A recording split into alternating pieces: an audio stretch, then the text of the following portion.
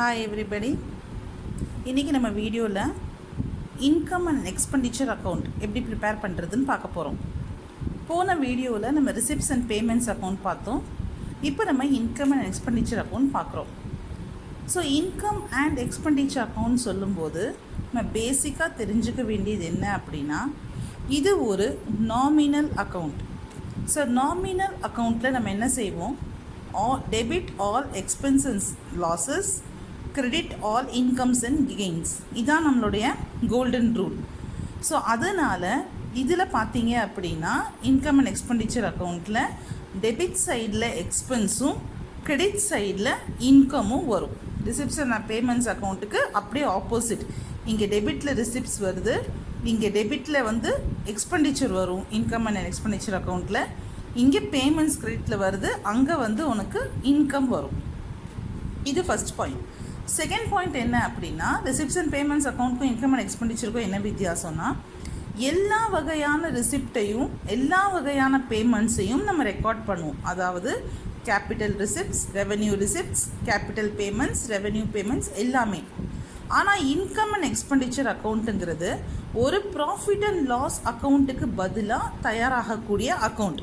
அப்போ அதில் என்ன பண்ணுவாங்கன்னா, கேபிட்டல் பேமெண்ட், கேபிட்டல் ரிசிப்ட்ஸ் ரெண்டையுமே எக்ஸ்க்ளூட் பண்ணிடுவாங்க. ஸோ அதில் ஒன்லி ரெவென்யூ எக்ஸ்பென்ஸும் ரெவென்யூ இன்கமும் மட்டும்தான் இன்கம் அண்ட் எக்ஸ்பெண்டிச்சர் அக்கௌண்ட்டில் வரும். This is second point.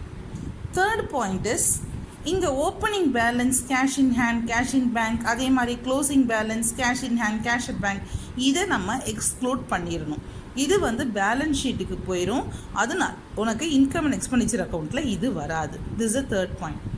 Fourth point is, ஒருவேளை அவங்க கொடுத்துருக்கிற எக்ஸ்பென்சஸ்லேயோ பேமெண்ட்ஸ்லேயோ லாஸ்ட் இயரோடது அல்லது நெக்ஸ்ட் இயரோடதெல்லாம் இருந்தால் அது எல்லாமே எக்ஸ்க்ளூட் பண்ணிவிட்டு ஒன்லி கரண்ட் இயரோடதை மட்டும்தான் நம்ம இதில் இன்க்ளூட் பண்ணணும். ஸோ கரண்ட் இயரோடைய அவுட்ஸ்டாண்டிங், கரண்ட் இயரோடைய அக்ரூட் இன்கம், இந்த மாதிரி கரண்ட் இயரோடது எல்லாமே உள்ளே இன்க்ளூட் பண்ணணும். ஓகே, நவ் இப்போ நம்ம ஒரு ப்ராப்ளமுக்கு போகிறோம். So that you can make it still more clear, right?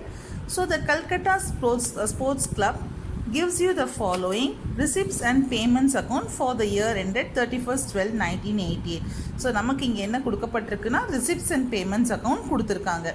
So opening cash, opening bank receipt சைடில் subscription, tournament fund, life membership fee, entrance fee, donation, sale of grass எல்லாமே இருக்குது. And all the regular expenditures எல்லாமே payment சைடில் இருக்குது. With cash in hand and cash at bank as closing balance இருக்குது. In addition to this நமக்கு சில டீட்டெயில்ஸும் கொடுத்துருக்காங்க. ஸோ டீட்டெயில்ஸ் எதை பற்றின்னு மட்டும் நம்ம பார்த்துட்டு சம்ம பண்ணும்போது நம்ம அந்தந்த டீட்டெயில்ஸ்க்கு வந்துக்கலாம்.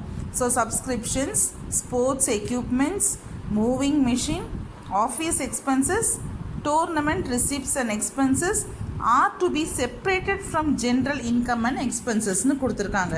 ஸோ இங்கே டோர்னமெண்ட் ஃபண்ட் இருக்குது, அதே மாதிரி டோர்னமெண்ட் எக்ஸ்பென்சஸ் இருக்குது. ஸோ இது எல்லாத்தையுமே நம்ம ஜென்ரல் இன்கம் அண்ட் எக்ஸ்பெண்டிச்சர்லேருந்து செப்ரேட் பண்ணணும் அப்படின்னா இதில் அது வரக்கூடாதுன்னு அர்த்தம். ஓகேயா? must are to be separated from general income and expenses.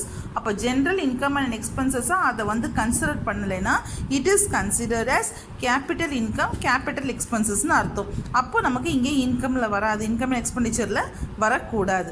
Okay, now let's go into the problem. So நம்ம ஃபஸ்ட் ரிசிப்ட் சைட்ஸ்லேருந்து ஸ்டார்ட் பண்ணுறோம். ரிசிப்ட் சைடில் ஓப்பனிங் கேஷ், ஓப்பனிங் பேங்க் நமக்கு வராது. ஸோ ஃபர்ஸ்ட் சப்ஸ்கிரிப்ஷன் ஸ்டார்ட் பண்ணுறோம். ஸோ சப்ஸ்கிரிப்ஷன் இங்கே 5800னு கொடுத்துருக்காங்க. அதுக்கு முன்னாடி நம்ம இங்கே எப்படி பண்ணுறோன்னு பாருங்கள். The Calcutta sports club income and expenditure for the year ended 31/12/1988. So debit சைடில் எக்ஸ்பென்சஸ் கொடுத்தாச்சு, கிரெடிட் சைடில் இன்கம் கொடுத்தாச்சு. ஸோ சப்ஸ்கிரிப்ஷனுங்கிறது இன்கம். ஸோ நமக்கு கிரெடிட் சைடில் பை சப்ஸ்கிரிப்ஷன் 5800னு போட்டிருக்கேன். நம்ம அப்போவே பார்த்தோம் அடிஷ்னல் இன்ஃபர்மேஷனில் சப்ஸ்கிரிப்ஷனுக்கு கொடுத்துருந்தாங்கன்னு. ஸோ இப்போ நம்ம என்ன கொடுத்துருக்காங்கன்னு பார்க்கலாம். சப்ஸ்கிரிப்ஷன் டியூ ஆன் 31/12/1987, அதாவது லாஸ்ட் இயர் டியூவாக இருந்திருக்கு. அண்ட் ஆன் 31/12/1988, அதாவது கரண்ட் இயர் டியூ. எவ்வளோ இருந்திருக்குன்னா last year 900 rupees and current year 800 rupees respectively. So இப்போ நம்ம ஆல்ரெடி என்ன பார்த்தோம், இன்கம் அண்ட் எக்ஸ்பெண்டிச்சரில் only income and expenses of the current year மட்டும்தான் வரணும். அப்போ லாஸ்ட் இயர் டியூவாக இருந்திருந்தால் இந்த இயர் நம்ம அதை ரிசீவ் பண்ணியிருப்போம். அப்போ அதை நம்ம இங்கே டிடெக்ட் பண்ணணும். ஸோ 1987 டியூ எவ்வளவு, 900 rupees. This has to be deducted. And 1988 that is current இயரோட டியூ வந்து 800. ஸோ கரண்ட் இயரோடைய அவுட்ஸ்டாண்டிங் டியூ அக்ரூட் எல்லாமே நம்ம ஆட் பண்ணணும். அதனால இந்த 800 rupees நம்ம ஆட் பண்ணணும். Subscription received also include subscription for 1989. So இது வந்து நெக்ஸ்ட் இயர் 1989ங்கிறது நெக்ஸ்ட் இயர் 200 rupeesம் நம்ம இந்த சப்ஸ்கிரிப்ஷனில் சேர்த்து ரிசீவ் பண்ணியிருக்கோம். ஓகே, ஸோ அப்போ அதையும் நம்ம என்ன பண்ணணும், டிடெக்ட் பண்ணணும். Because it is for the next year. So last இயரோடதையும் டிடெக்ட் பண்ணுறோம், நெக்ஸ்ட் இயரோடதையும் டிடெக்ட் பண்ணுறோம், கரண்ட் சப்ஸ்கிரிப்ஷன் அவுட்ஸ்டாண்டிங்கை மட்டும் ஆட் பண்ணுறோம். ஸோ பாருங்கள், to subscription 5800 less due on 1987 900 detect பண்ணியாச்சு. add due on 1988 800 add பண்ணியாச்சு. you get 5700 less received for 1989 200 detect பண்ணா the total subscription is 5500. next we'll go to the next item, tournament fund.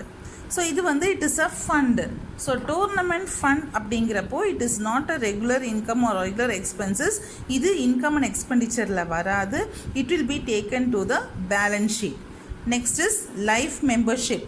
Life மெம்பர்ஷிப்புமே it is not an ordinary income. எப்பயுமே எந்த ஒரு இதுக்கும் எந்த ஒரு ஆர்கனைசேஷனுக்குமே லைஃப் மெம்பர்ஷிப்ங்கிறது they will receive it only once.